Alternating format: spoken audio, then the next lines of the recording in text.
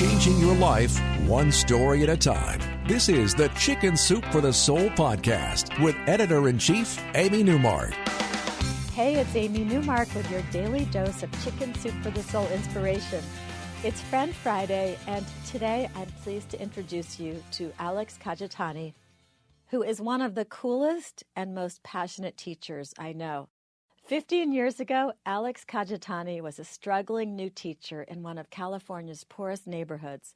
His students seemed unmotivated and uninterested in learning what Alex was teaching, which was math. Alex came up with an innovative way to teach them that got him national acclaim, and he ended up becoming the California Teacher of the Year and a top 4 finalist for National Teacher of the Year in 2009. So, Alex, welcome to the podcast. Thank you so much. It's an honor to be here. I'm excited. Yeah, so I met you back, I guess it was 2010 when we made that book, Chicken Soup for the Soul, Teacher Tales. And I met every single one of the State Teachers of the Year, which was really fun. And you always stood out to me as so fascinating because of the way that you figured out to teach math in that tough neighborhood where you were teaching. Do you want to talk about what you did? Yeah, I was really having a hard time connecting with my students and getting them to really remember the math that I was teaching them. But what I realized is a rap song would come out on Monday, and by Tuesday they seemed to have every single word memorized. And so what I did was anytime I was teaching a new math concept, I began by creating a new rap song and performing it for my class. And the first time I did it, it went very, very badly. I got completely laughed at. But later, as I walked to the teacher's lounge for lunch that day, I noticed that all the students were singing the song that I had created. That first one was about the decimal point and adding and subtracting decimals, called the itty bitty dot. And at the end of the week, my students' test scores on adding and subtracting decimals absolutely shot through the roof. And so they said I needed a name, so I started calling myself the Rappin' Mathematician. And now the songs and CDs are being used all over the world to help engage kids in math and make math cool. Give us a stanza or two of the Rappin' Mathematician rap. You got it. So here's just the first song I ever did.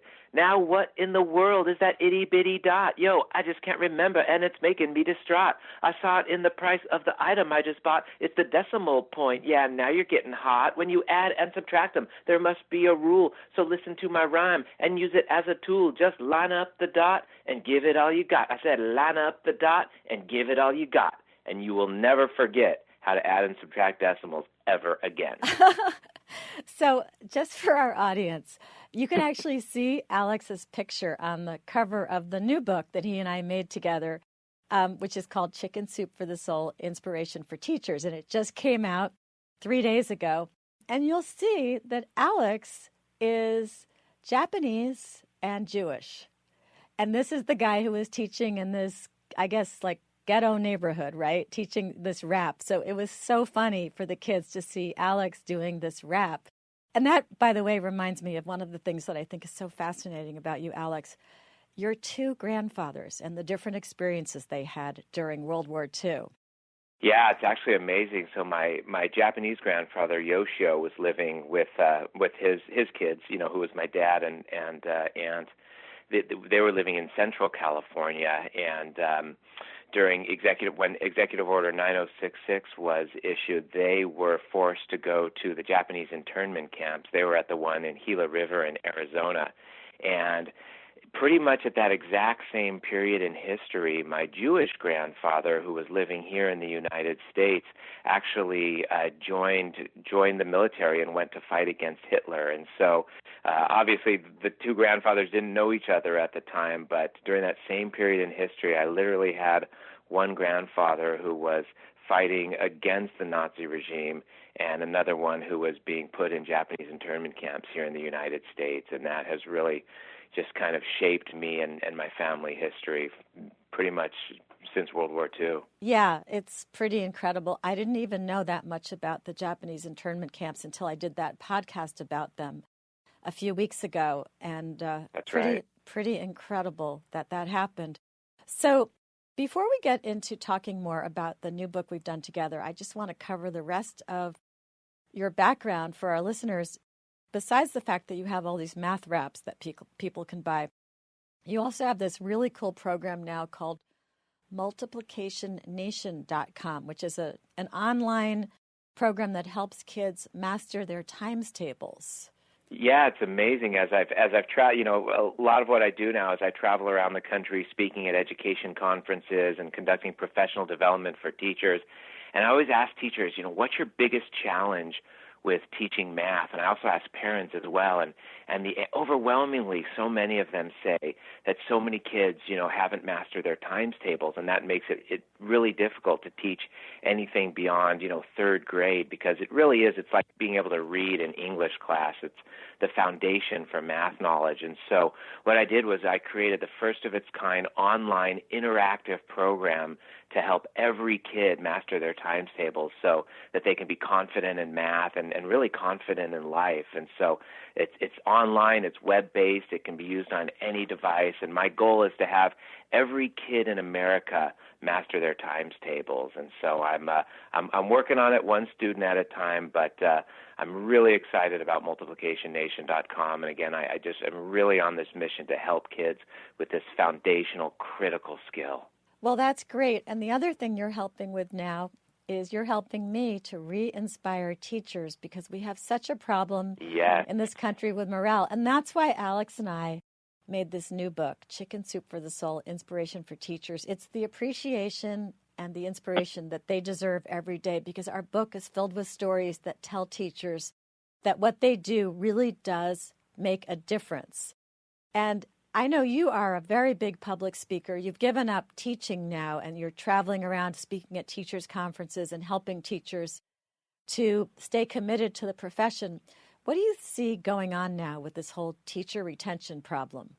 Yeah, that's a great question. I wouldn't say I've given up teaching. I'd say I have a much bigger classroom these days.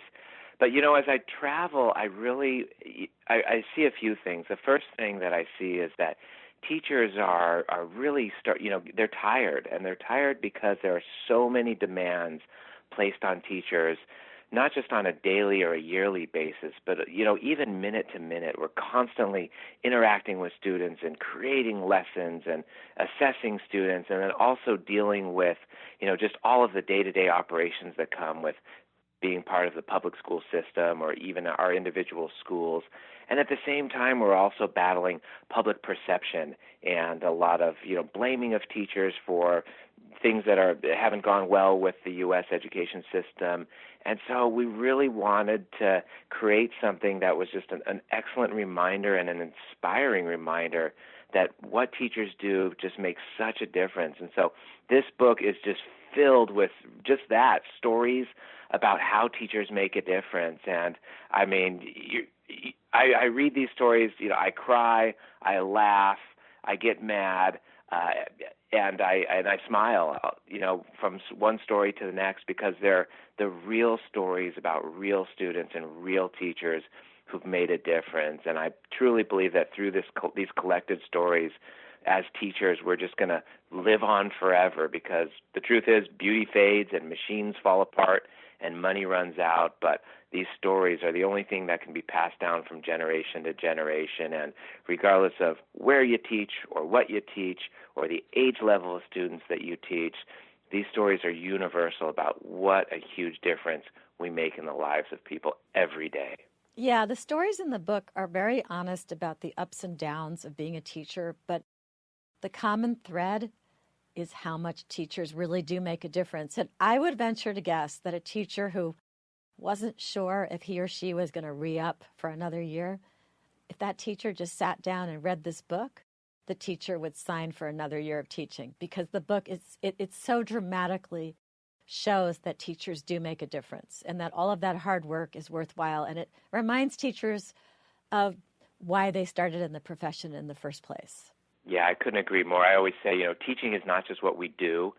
Teaching is what we are. And sometimes as teachers, we look at things day to day or even week to week. But when we step back and really look at the impact that we've made on students, sometimes we understand that impact immediately. Sometimes we don't get to understand that impact until years later when somebody tells us something or something happens. And sometimes we always wonder about the impact that we make. And this book is just real proof that what we make is just a true difference. And I absolutely agree. If a teacher is starting to feel a little bit down, wondering, if they should come back next year, flipping through just a few pages of this book will really inspire them to keep going. I think it would be a great gift to give somebody who had just graduated from a teaching program also and was just starting out, because I think it shows them what it's going to be like. And you have new teachers writing stories, seasoned teachers who've been doing it for decades writing stories. It really gives you a great view of the whole profession of teaching from preschool all the way through high school and beyond.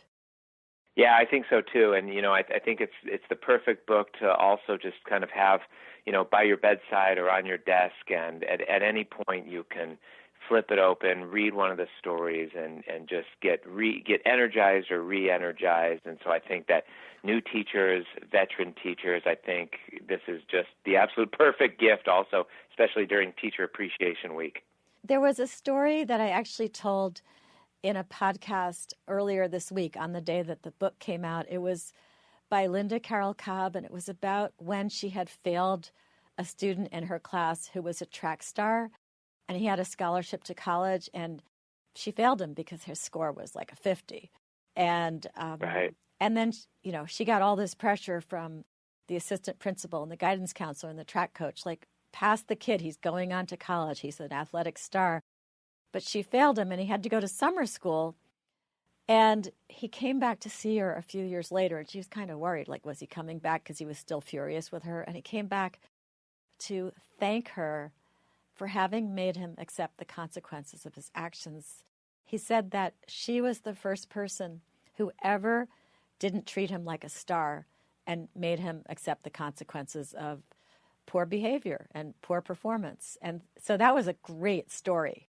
Yeah, I love that story as well. And, it is amazing how one of the common themes running through so many of these stories is just that how grateful people are for, that teacher who pushed them, that teacher who saw them not just as they were, but as they could be. And people were so grateful for just that time when a teacher said, there's doing what's easy and there's doing what's right, and I'm going to take you down the path toward doing what's right, even if it's a little bit harder and takes a little bit longer.